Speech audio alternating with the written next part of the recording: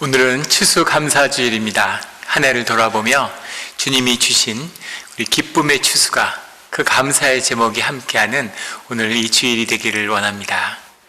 우리 감사의 주일을 맞아서 말씀 앞에 나온 각 가정 가운데 모여있는 우리 성도님들을 예수 그리스도 이름으로 환영합니다.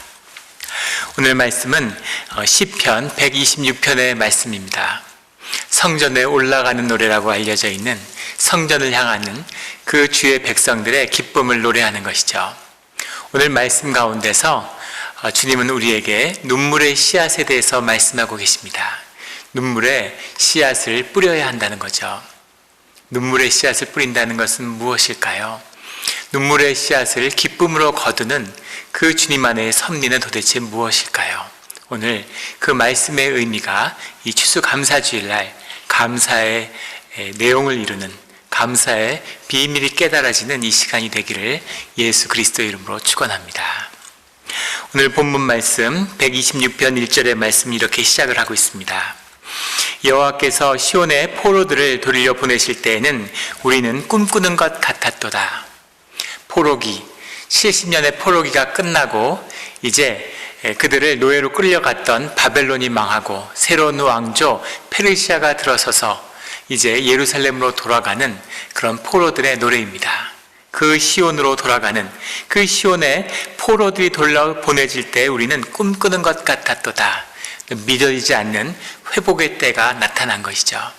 주님의 말씀이 정말로 성취되어서 정말 상상할 수 없었던 세 세대가 지나서 70년 만에 예루살렘으로 돌아가는 그런 바벨론의 포로들의 노래죠. 얼마나 기쁘고 행복했는지 우리는 꿈꾸는 것 같았다, 이렇게 노래하고 있습니다. 2절에 보면 그때 우리의 입에는 웃음이 가득하고 우리의 혀에는 찬양이 찼었도다. 모두 기뻐 웃고 모두 찬양하며 주님을 높이며 그 귀향의 길로 돌아가고 있었다는 것이죠. 그때 문나라 가운데에서 말하기를 여호와께서 그들을 위하여 큰일을 행하셨다 하였도다. 있을 수 없는 일, 도저히 일어날 수 없는 일, 이런 작은 나라가 무너졌는데 그 제국이 바뀌고 또 다른 제국이 서서 그 가운데 주님의 성전이 회복되는 이 놀라운 역사를 보면서 문나라들이 과연 이것은 하나님밖에 하실 수 없는 일이구나, 인간의 역사 가운데 이런 회복은 있을 수도 없고 일어난 적도 없었죠. 근데 이 역사가 주의 백성들 가운데 이루어진 것입니다. 그들은 기쁘고 찬양을 주님께 올리고 있습니다. 그런데 그들 앞에 나타나는 이 귀환의 길에서 우리는 두 가지 큰 도전을 마주하게 됩니다. 하나는 이들이 왜 이렇게 기뻤을까 하는 거죠. 이들의 기쁨, 이들의 감사, 이들의 찬양을 보십시오. 3절에 여호와께서 우리를 위하여 큰일을 행하셨으니 우리는 기쁘도다. 정말 기쁜데, 정말 기쁘죠. 그런데 뭐가 그렇게까지 기뻐서 찬양을 올리는 걸까 하는 거죠. 그 기쁨의 비밀이 무엇일까 하는 것이 첫 번째 도전입니다. 야곱은 주님의 부르심을 받고 천국에 오르는 사닥다리를 보고 삶의 가진 고난 가운데 고향으로 돌아갑니다. 그리고 야복강에서 주님을 만나죠. 그 기쁨과 은혜로 야곱의 구속의 역사, 야곱을 통한 주님의 구속의 역사가 시작됩니다. 그런데 세상의 눈으로 보자면 팥죽 한 그릇에 장자의 권리를 팔아버린 그의 형 에서가 평생 떵떵거리며 잘 살았죠. 야곱이 받은 축복보다 세상적으로 물질적으로 더 많은 것을 가졌습니다. 자기 고향에서 떵떵거리며 살다가 갖은 고난 끝에 다리를 절룩거리며 돌아오는 그 야곱을 마주하는, 하나님의 은혜와 기쁨에 감사하는 그런 야곱이 되어 있지만 에서가 겪지 않은 그 고난을 왜 야곱은 그렇게까지 겪어야 하는 것이었을까? 왜 남의 종살이를 그렇게 14년 동안 종살이를 하는 그런 시절, 그 오랜 세월 방랑의 시간을 보내야만 했던 것일까 하는 거죠. 왜 주님의 사랑하는 민족은 이런 숱한 고난을 받으면서 이렇게 돌아오는 것일까? 그들 가운데 큰 기쁨이 있는데 우리가 믿는 하나님, 하나님이 인도하시는 길은 정말 무엇인가 하는 겁니다. 하나는 이것이죠. 주님은 왜 주의 자녀들에게 이런 큰 고난과 이 큰 아픔을 허락하시는가 하는 겁니다. 세상에 수많은 종교가 있지만 모든 그들의 종교의 신들은 축복과 안전과 물질의 번영과 마음의 평화를 약속하죠. 근데 우리가 믿는 주님은, 여호와 하나님은 우리에게 이 이방 민족을 들어서, 아스로와 바벨론을 들어서 당신의 수도인 예루살렘과 그의 자녀인 예루살렘을 치는 그런 하나님이시라는 겁니다. 세상의 모든 종교들은 물질적인 번영과 섬김받은 높은 자리로 올라가는 것을 약속하죠. 그런데 우리가 믿는 예수 그리스도는 우리에게 낮은 자리에서 섬기는 자가 되어야 하고 십자가에서 자기를 부인하는 자가 되어야 한다고 우리에게 말씀하고 계시는 거죠. 왜 우리에게 그러한 고난이 있어야 되는가라는 것이 이 포로기에서 돌아오는 이 포로기의 비밀은 무엇이었을까? 그의 주의 자녀들이 죄를 짓고 그 죄를 속량해야 하는 것은 알겠는데 왜 그토록 모진 시련과 모진 아픔을 겪었어야 하는 것인가 하는 거죠. 주의 자녀들이 더 큰 죄를 진 것은 아니고 세상보다 더 악한 것은 아니었는데 왜 그런 고난을 당해야 했을까 하는 것이 하나의 큰 도전입니다.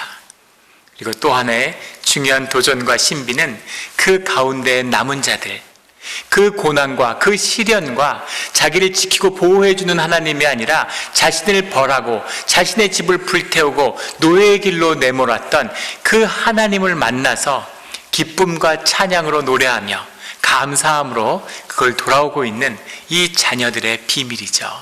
이 두 가지 비밀이 시편 126편에는 흐르고 있습니다. 그 고백 속에 담겨있는 그 진실, 그 실제의 만남, 그 신비가 무엇이었냐는 거죠. 그 기쁨이 오늘 노래의 비밀입니다. 여호와께서 그들을 위해 큰일을 행하셨다 하도다.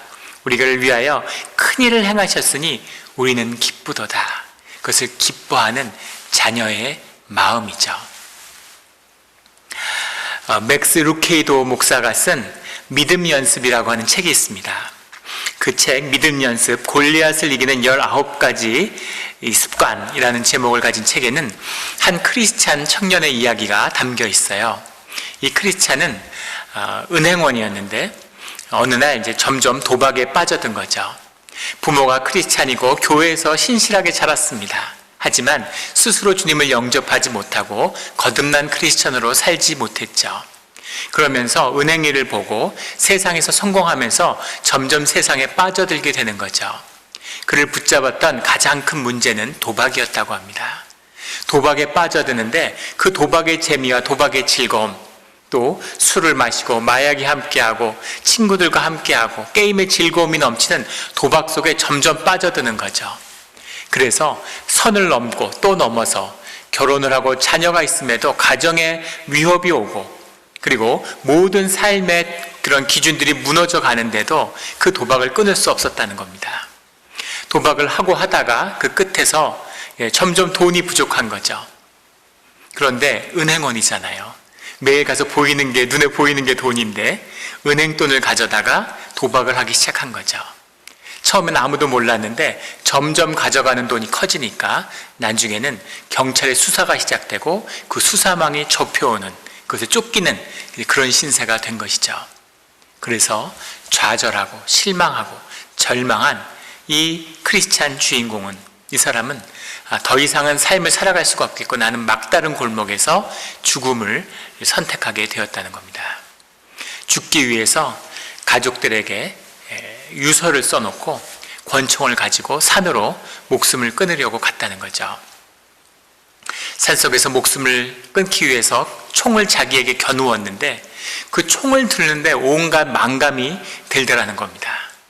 어릴 때부터 들어온, 교회에서 자랐는데 자살하면 안 된다는 천국과 지옥에 대한 이야기들을 기억하고 있는 거죠. 내가 이렇게 목숨을 끊으면 내 인생은 도대체 뭘까? 내가 만약에 지옥으로 가게 된다면, 영원히 지옥 속에 있어야 한다면 정말 내 삶은 뭘까? 이런 굉장한 번민과 두려움이 몰려오는 것이죠. 그 두려움 속에서 고민하다가 도저히 목숨을 끊지 못하고 권총의 방아쇠를 담길 엄두를 못 내고 결국은 권총을 거두고 집으로 돌아왔다는 겁니다. 집에 돌아오니까 유서를 써놓고 갔으니까 가족들이 신고를 하고 경찰들이 와 있더라는 거죠. 경찰에 체포되고 결국은 감옥에 가게 되었습니다. 감옥에 들어가는데 정말 수치스럽고 부끄럽고 너무 괴로운 거죠. 그런데 알 수 없는 마음의 평화를 느꼈다는 겁니다. 뭔가 이제 끝났구나. 그리고 그 모든 일들이 내가 죽을 수 있었는데, 죽을 뻔했는데 죽지 않고 이렇게 살아서 감옥에 가게 된 것이 사실은 주님의 은혜구나라는 것이 믿어지더라는 거죠. 그래서 그 마음속에 감사하는 마음이 생기더라는 겁니다.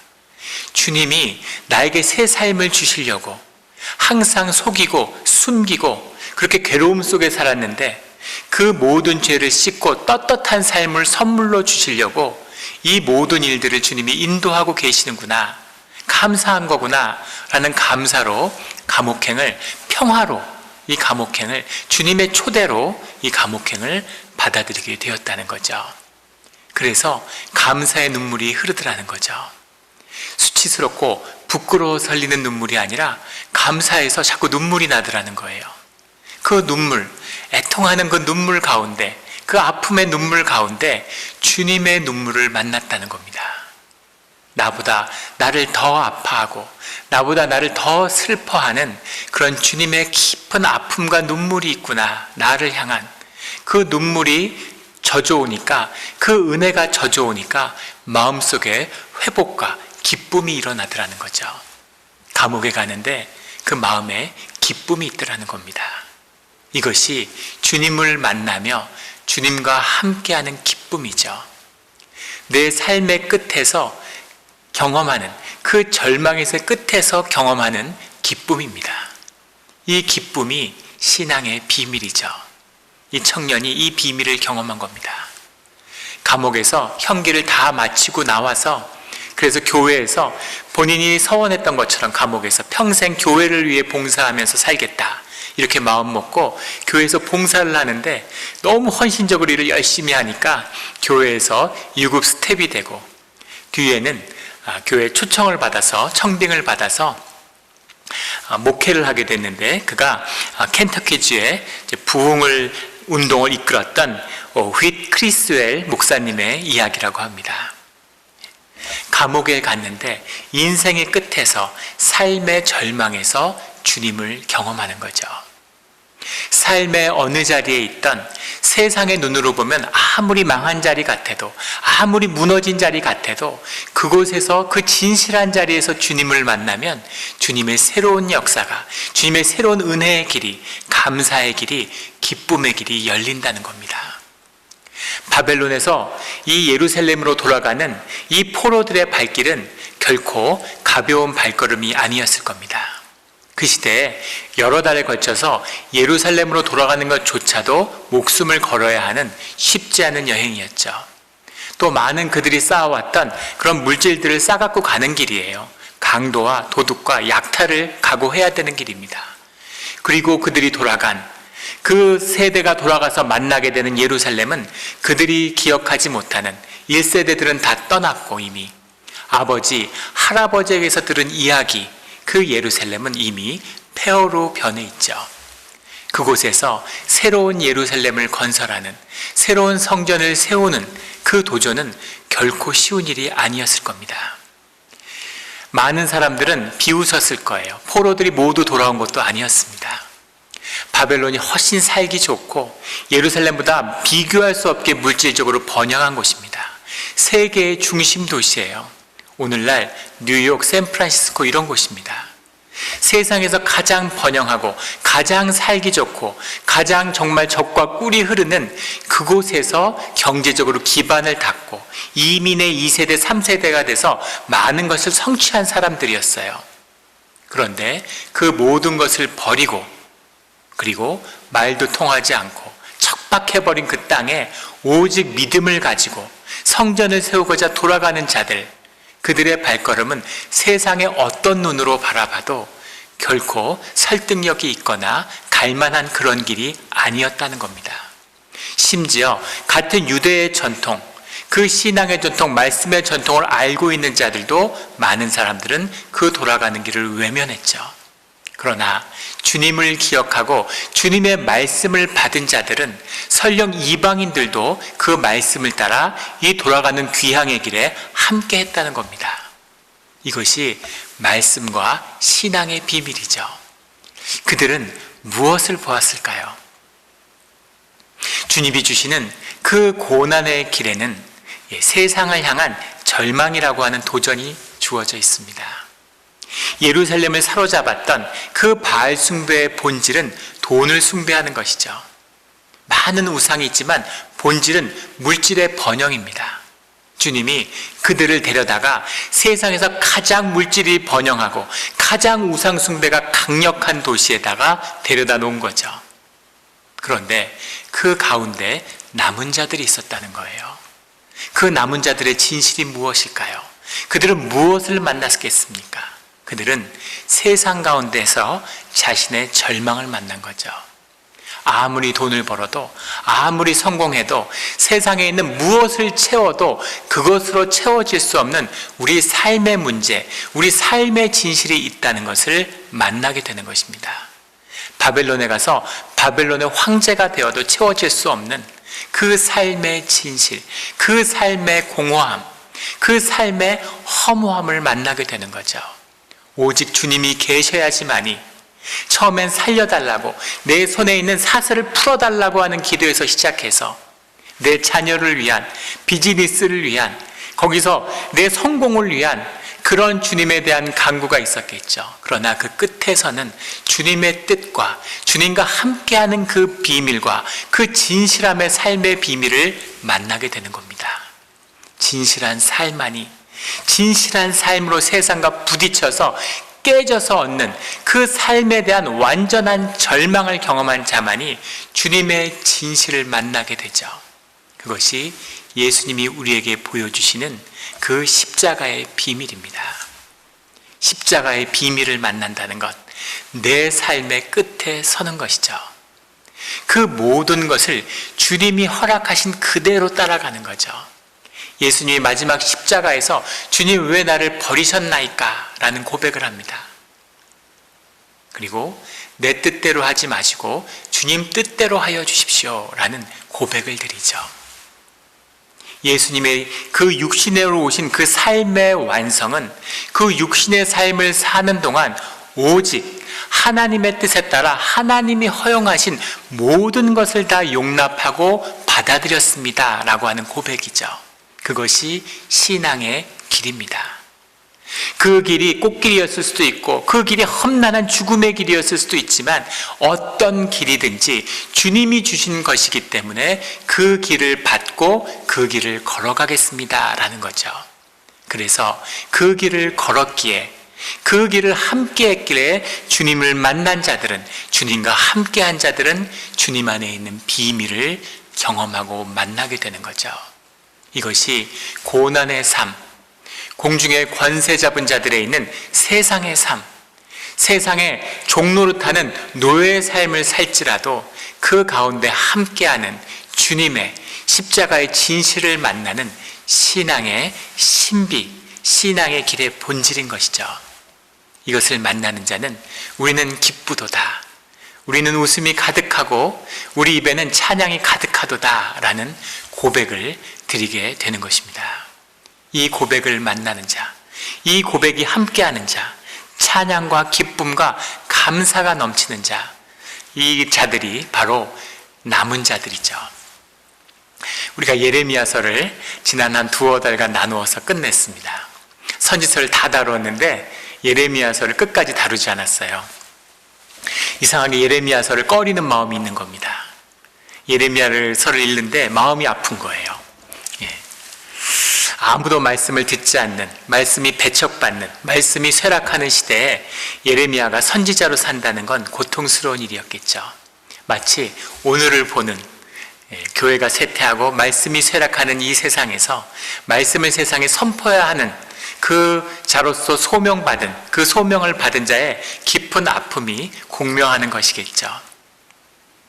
그 예레미야를 읽는데, 예레미야서에는 나와 있지 않지만 유대인의 전승에는 예레미야가 애굽에서 결국은 그들을 배척하고 거부하는 난민들의 돌에 맞아 죽었다고 하죠.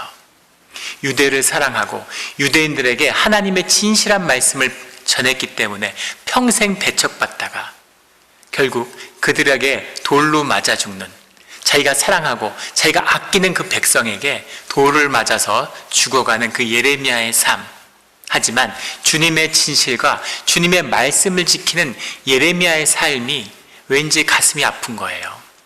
예레미야에게 마지막, 예레미야가 이 시편 126편을 들었더라면, 이 고백을 한번 들었더라면 얼마나 좋았을까, 이런 마음이 들더라고요.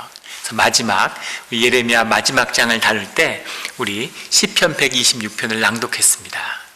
그런데 마음속에는 예레미야는 시편 126편뿐 아니라 그 모든 구속 역사에서 주님이 이루시는 일들을 모두 보고 그 기쁨과 감사함 속에서 죽어갔겠구나라는 그런 마음의 위로가 들었습니다.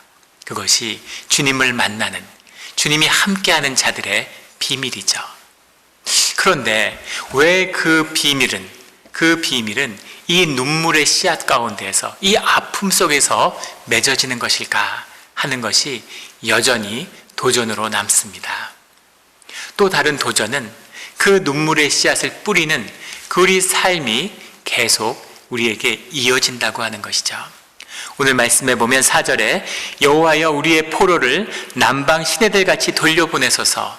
니게브 사막이라고 하는 간헐천이죠. 여름엔 바싹 말랐다가 겨울이 돼서 우기가 오면 비가 내려서 강물이 넘쳐나는 이 네게브의 평화에 물이 돌아오는 것처럼 그렇게 흩어져 있는 포로들이 예루살렘으로 돌아올 수 있게 해주십시오 라고 하는 그 기도죠. 아직 돌아오지 못한 포로들이 있고, 아직 주님을 향한 기도가 있고, 아직 고난의 길이 끝나지 않았음을 고백하는 것입니다. 왜 계속되는 이 고난을 통해서 주님께 나아가야 하는 이 비밀이 무엇이냐는 거죠. 5절에 눈물을 흘리며 씨를 뿌리는 자는 기쁨으로 거두리로다. 눈물을 흘리며 씨를 뿌리는 자, 눈물을 흘리면서 씨를 뿌려야 기쁨으로 거두는 때가 온다는 거죠. 울며 씨를 뿌리러 나가는 자는 반드시 기쁨으로 그 곡식단을 가지고 돌아오리로다. 눈물을 흘리며 씨를 뿌리러 나가는 자들이 있다는 거죠.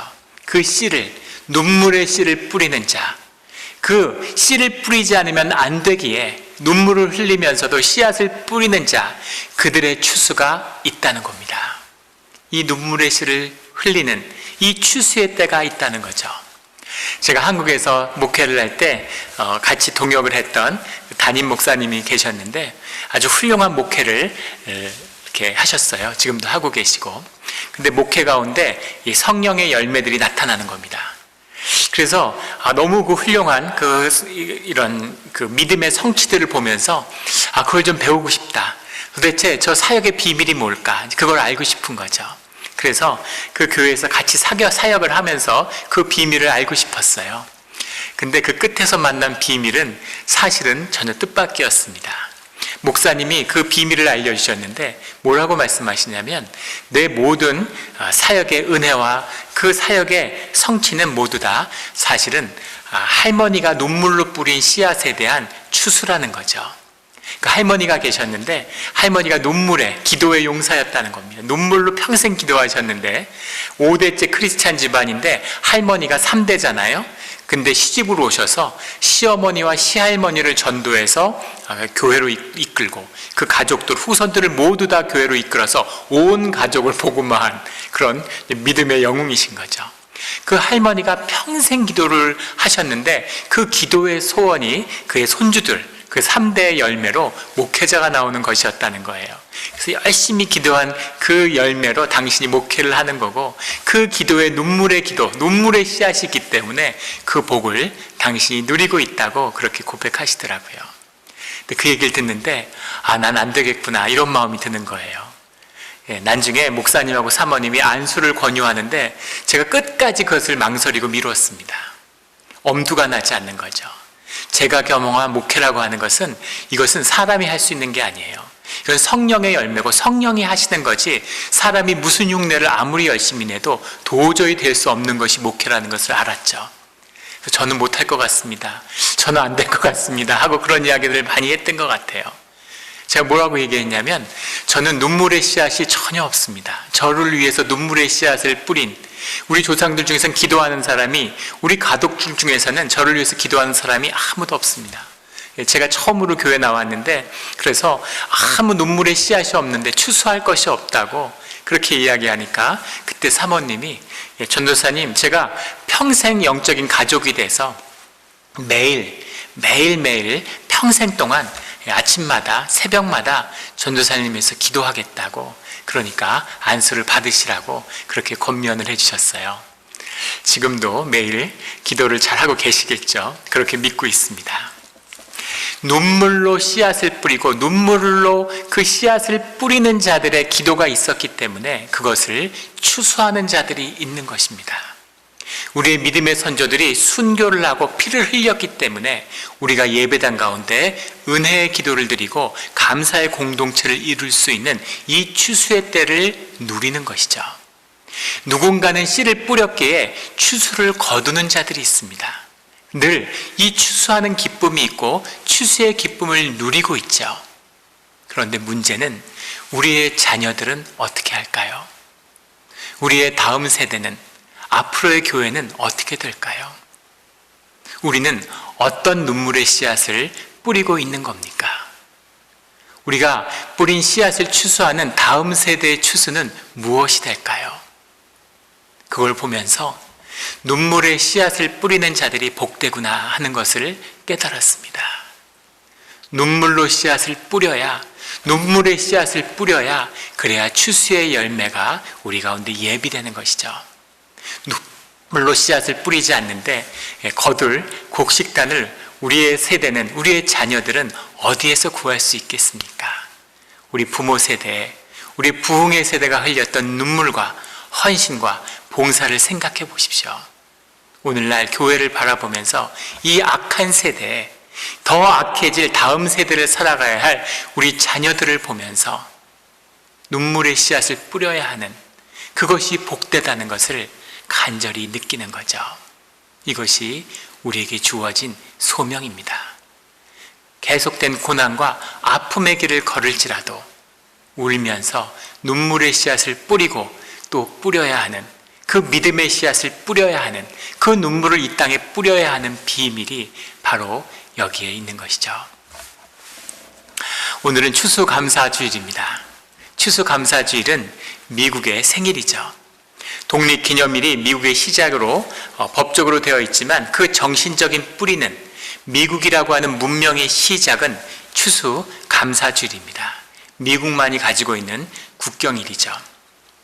1620년에 11월 21일, 오늘은 22일이지만 21일에 도착한 미 플리마우스라고 하는 매사추세츠 케이프 코드라는 곳에 도착한 그 메이플라워호의 필그림들을 기억하고 있는 것입니다.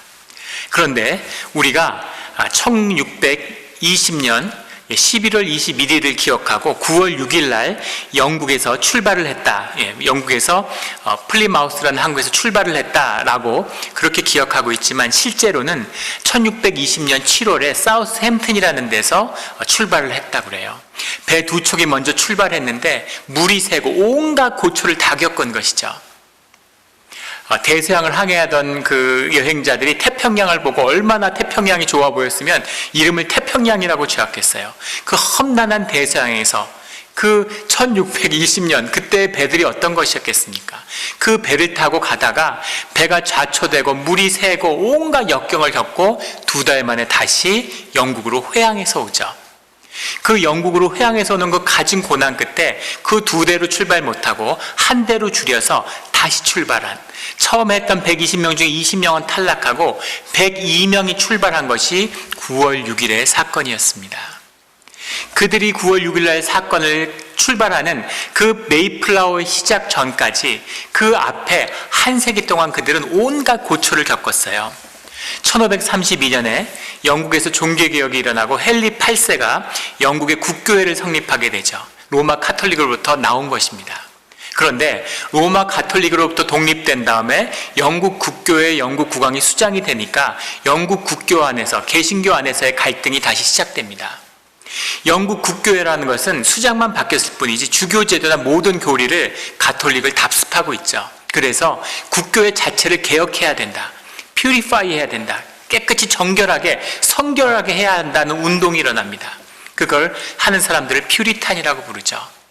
퓨리탄들이 그 국교회를 위해서, 국교회를 독립시키기 위해서, 그 국교회를 개혁하기 위해서 노력하는데, 그 국교회를 개혁하는 게 아니라 성공회라고 하는, 국교회라고 하는 것 자체가 말도 안 되는 거다. 국교회를 깨버리고 주님의 종교개혁의 본질을 제대로 이뤄내야 된다라는 주장을 하는 사람들이 퓨리탄 안에서 대립하게 되었죠. 그 대립하던 사람들, 그 국교회를 떨어져 나가려고 하는 사람들을 세퍼레이티스트라고 불렀는데, 그들이 우리가 믿음의 조상이라고 기억하는 필그림들입니다. 이 필그림들이 이 국교회에 저항하면서 새로운 신앙의 길을 찾아서 네덜란드로 이주하게 되죠. 엘리자베스 여왕 때는 그래도 좀 괜찮았는데, 개신교가 강화되는데, 제임스 1세, 그 뒤에 찰스 1세가 오면서 혹독한 탄압을 받았기 때문에 신앙의 자유의 모든 것을 걸고 자기의 터전을 버리고 종교의 자유가 있었던 네덜란드로 가는 거죠. 네덜란드 암스테르담은 지금도 세계에서 가장 리버럴한 도시입니다. 자유가 있는데 문제는 지금도 그렇죠. 마약과 매매춘이 합법화되어 있는 나라죠.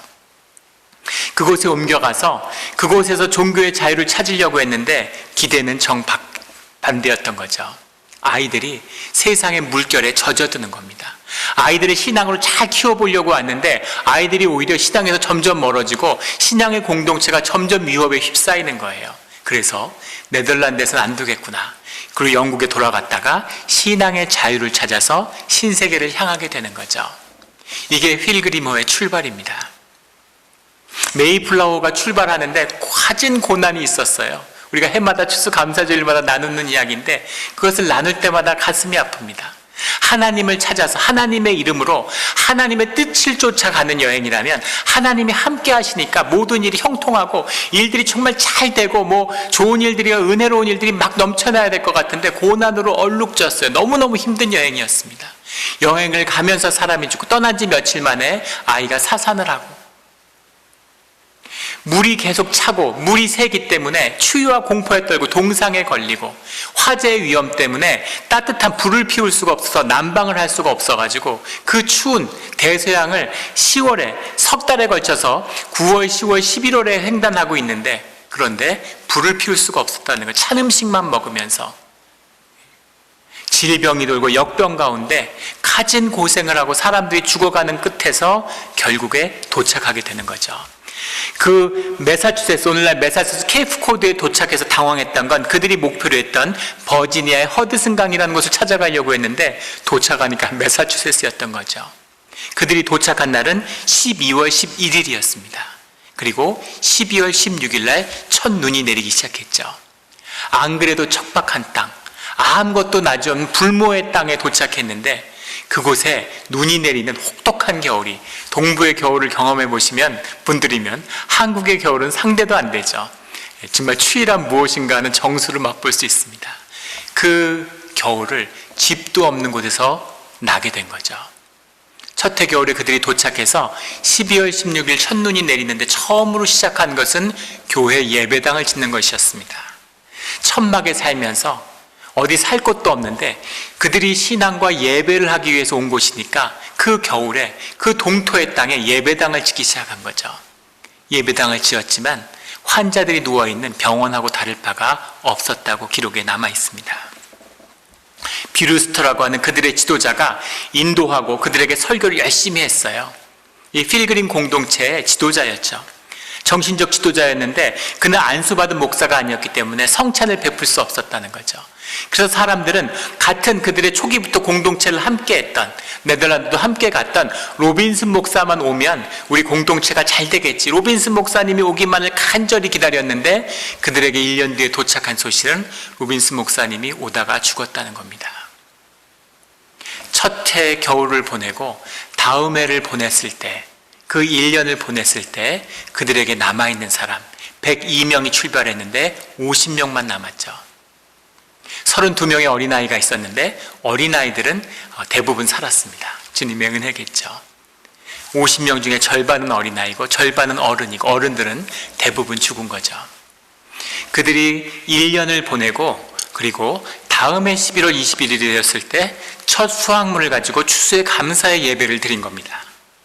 뭐가 그렇게 감사했을까? 살아남은 게 물론 감사했겠죠. 하지만 그 가운데, 그들 가운데 기쁨과 감사와 꿈이 있는 거죠. 이것이 그 심령에 주님을 만난 예수와 예수의 성령과 함께하는 자들의 비밀이 이것입니다. 그들이 기쁨에, 오늘 우리는 기쁘도다, 우리는 기쁘도다, 우리의 입에는 웃음이 가득하도다, 그 기쁨에 감사의 축제와 예배를 같이 드린 그 감사절의 예배가 오늘 우리가 기억하는 이 추수감사주일의 시작이죠. 그 기쁨을 같이 나누기 위해서 완파노와 인디안의 부족을 초대했어요. 70명의 완파노와 부족들이 왔는데 그들이 칠면조와 옥수수를 가지고 와서 3일 동안 같이 음식을 먹었습니다. 그 기쁨 가운데, 그 고백 가운데 아무도 그 추수감사주일이 오늘날 그들이 꿈꿨던 세계가 세계를 바꾸는, 세계를 인도해가는 미국의 시작이 될 거라고는 알지 못했을 겁니다. 그 감사의 눈물, 그 눈물의 씨앗을 뿌린 열매를 오늘 미국이 추수를 하는 것이죠. 이것이 눈물로 뿌리는 씨앗의 비밀입니다. 어떤 왕이 있는데 왕자가 죽었습니다. 왕자가 죽으니까 왕이 너무 가슴이 아픈 거죠. 그런데 어느 날 꿈에서 새로운 아들을 양자로 드리라고 하는 그런 마음을 받았어요. 그렇지, 세상에 아들이 많은데, 그런데 새로 왕자를 드리면 되겠구나. 왕이 그런 마음이 든 거죠. 그 시내를 순찰을 하다가 돌다가 보니까 한 거지 청년을 우연히 보게 됩니다. 거지 청년을 보니까 그 거지 청년이 아들을 닮고 나이도 아들 또래인 거예요. 가슴이 찡한 거죠. 그래서 그 아들을, 그 거지를 아들로 입양을 해서 왕궁으로 데려가야겠다, 이렇게 마음이 들었다는 겁니다.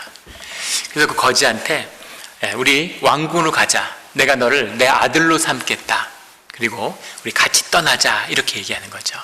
왕이니까 이제 왕궁에 가서 살아야 되니까 네가 이때까지 살아왔던 거지의 습성은, 거지의 모든 것은 다 버려라, 이렇게 이야기하는 거죠. 근데 거지가 그걸 못 버리는 거예요. 이걸 좀 가져가면 안 되겠습니까? 왕국에는 거지의 물품은 드릴 수 없다, 그걸 버려야 된다, 이렇게 얘기하는데 거지가 이렇게 보는 거예요. 왕자가 되는 건 참 좋겠는데, 잘은 모르겠지만 왕궁에 가보고 싶은 거죠. 그런데 보니까 자기의 밥그릇을 버려야 되는데 밥그릇을 보니까 가슴이 아픈 거예요. 이 밥그릇이야말로 자기인데, 이 밥그릇이야말로 자기의 삶이고 살아온 이유이고 자기의 상징이고 자기 자신인데, 이 밥그릇을 버리고 간다는 게 받아들이기가 어려운 것이죠. 그 다음에 숟가락을 버리려고 보니까 숟가락은 자기가 가장 아끼는 것인데, 이 밥통에 밥을 받아오면 그 숟가락으로 쫙쫙 긁어서 먹고, 그 숟가락으로 등도 긁고, 그 숟가락을 온갖 곳에 다 쓰는 가장 요긴한 물건이고 자기가 가장 아끼는, 사실 밥통보다 더 아끼는 것이 밥숟가락인데 그 숟가락을 버릴 엄두가 나지 않는 거죠. 그 다음에 거지의 외투를 버려야 되는데 담요로도 쓰고 깔개로도 쓰고 추울 때 덮고 자는데, 그 많은 추위와 그 많은 그 겨울의 그 추위에, 그 이슬에도 자기 자신을 지켜주고 자기의 피부와 같이 된 그 남루하지만 그 이불을, 그 천대기를 도저히 버릴 수 없는 거죠. 그래서 이 세 가지는 가져가야 됩니다. 이 세 가지가 없이는 갈 수 없습니다, 라고 거지 청년이 그 왕궁에 따라가는 것을 따라가기를 거부했다는 그런 이야기죠. 우스꽝스러운 우화죠. 어떻게 그렇게 어리석은 거지가 있을 수 있을까? 근데 우리가 모두 거지 같은 삶을 살고 있는데도 우리가 우리의 밥그릇과 우리의 숟가락과 우리의 담요를 버리지 못합니다. 왜냐하면 그게 내 에고이기 때문이죠. 그게 내 자아이기 때문입니다. 그게 나기 때문이죠. 그게 내 경험이고 내 삶이기 때문이에요. 거지 같지만 버릴 수가 없는 거죠. 왕자가 되어야 되는데, 왕의 아들이 되어야 되는데, 그런데 거지의 삶을 버릴 수 없어요. 우리가 예수 그리스도의 주님의 자녀로 초청을 받았습니다. 그런데 우리 에고를 버릴 수 없는 것이죠. 어디 가도 무엇을 해도 어떻게 살아도 버릴 수 없는 나. 사실은 그 밥통보다, 그 외투보다, 그 숟가락보다 더 질기게 나를 붙잡고 있는 것이 내 에고죠. 내 거짓입니다.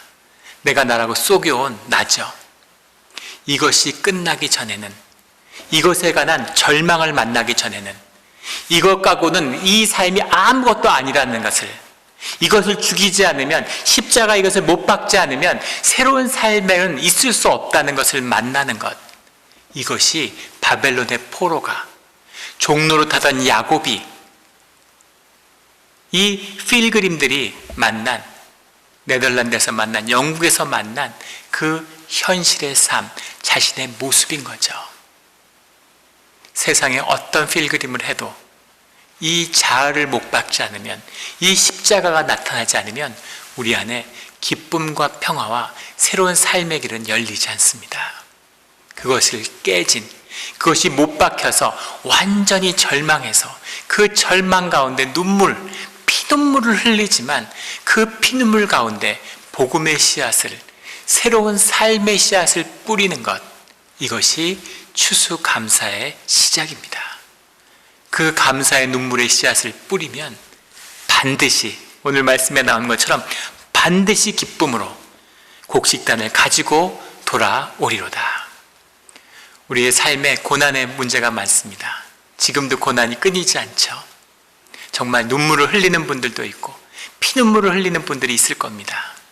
그런데 그 눈물을 흘리고 또 흘리지만 그 끝에서 이 세상을 향한 절망을 만나고, 내 자신을 향한 절망을 만나서 완전히 좌절해서, 그래서 주님의 복음의 눈물의 씨앗을, 주님의 애통함을 만나서 그 눈물의 씨앗을, 주님의 눈물의 씨앗을 내 삶의 자리에 뿌리는 그 일이 오늘 일어나야 우리 삶에 새로운 출발이, 새로운 감사의 출발이, 새로운 추수의 출발이 시작되는 것이죠. 그 복이, 그 축복이, 추수감사의 복이 오늘 우리에게 뿌려지기를, 그것을 뿌리는 우리 모두가 되기를, 영락 공동체가 되기를 예수 그리스도 이름으로 축원합니다. 아멘. 같이 기도드리겠습니다. 하나님 아버지 감사합니다. 오늘 시편 126편의 이 고백이 우리의 고백이 되기를 원합니다.